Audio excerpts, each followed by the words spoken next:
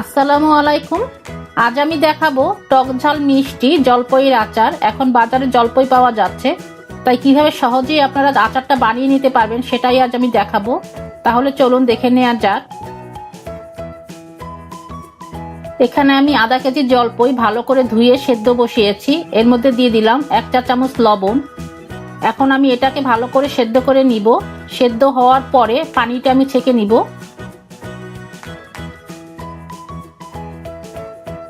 জলপাই সেদ্ধ করে নিয়েছি, পানিটাও ছেঁকে নিয়েছি। এখন হাত দিয়ে এইভাবে ভেঙে নিতে হবে।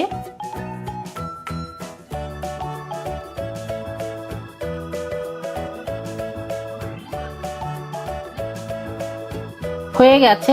এখন চলে যাব এটা রান্না করতে। একটি হাঁড়িতে হাফ কাপ সরিষার তেল গরম করে নিয়েছি। এর মধ্যে দিয়ে দিলাম 1/2 চা চামচ আস্ত পাঁচফোড়ন। একটু ভেজে নিচ্ছি।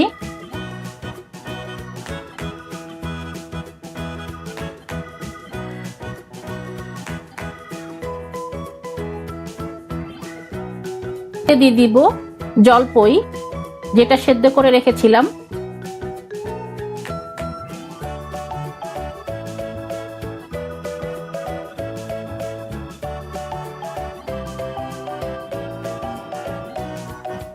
এর মধ্যে দিয়ে দিব আখের গুড়। আপনারা যখন আচার বানাবেন, যে কোনো আচারই বানান না কেন, আখের গুড়ই দেওয়ার চেষ্টা করবেন।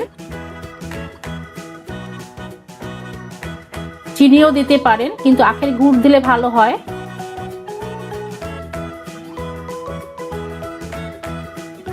এখন গুড়টাকে ভালোভাবে গলিয়ে নিতে হবে, একটু নেড়ে চেড়ে।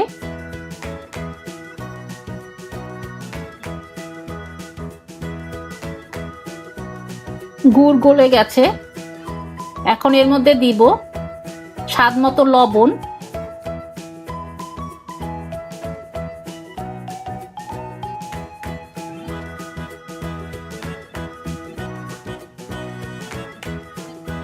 এখন নেড়ে ভালোভাবে মিশিয়ে নিতে হবে লবণটা। এরপর দিব পাঁচফোড়ন গুঁড়া। আপনারা পাঁচফোড়নটা ভেজে তারপর গুঁড়া করে নেবেন। একবারে সব একসাথে দিবেন না, অল্প অল্প দিয়ে নেড়ে নেড়ে মিশিয়ে নেবেন, তারপরে আবার দিবেন।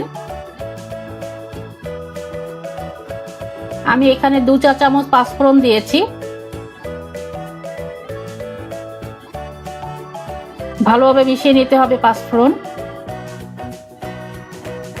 এখানে আমি শুকনা মরিচ তেল ছাড়া ভেজে আধ ভাঙা করে নিয়েছি। এখন দিয়ে দিচ্ছি শুকনা মরিচ। অল্প অল্প দিয়ে মিশিয়ে নিতে হবে। আমি এখানে 1.5 চা চামচ শুকনা মরিচ দিয়েছি। আপনারা যে যেরকম ঝাল খান সেভাবে দিয়ে নেবেন।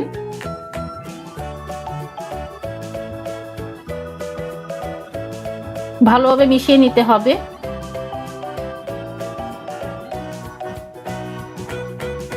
চুলার আঁচটা কিন্তু মিডিয়ামে রাখতে হবে। এখন দিয়ে দিলাম সিরকা। সাদা সিরকা দিয়েছি 2 চা চামচ। এই সিরকা দেওয়ার কারণ হলো যাতে আচারটা নষ্ট হয়ে না যায়, পরে অনেকদিন রেখে খেতে পারবেন এর জন্য। এখন খুব ভালোভাবে নাড়তে হবে।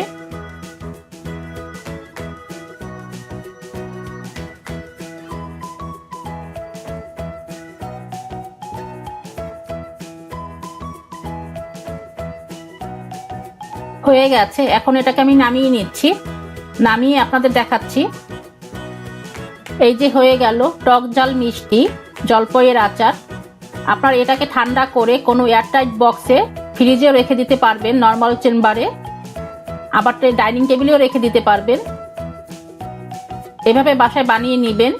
সবাই ভালো থাকবেন আর আমার জন্য দোয়া করবেন। আল্লাহ হাফেজ।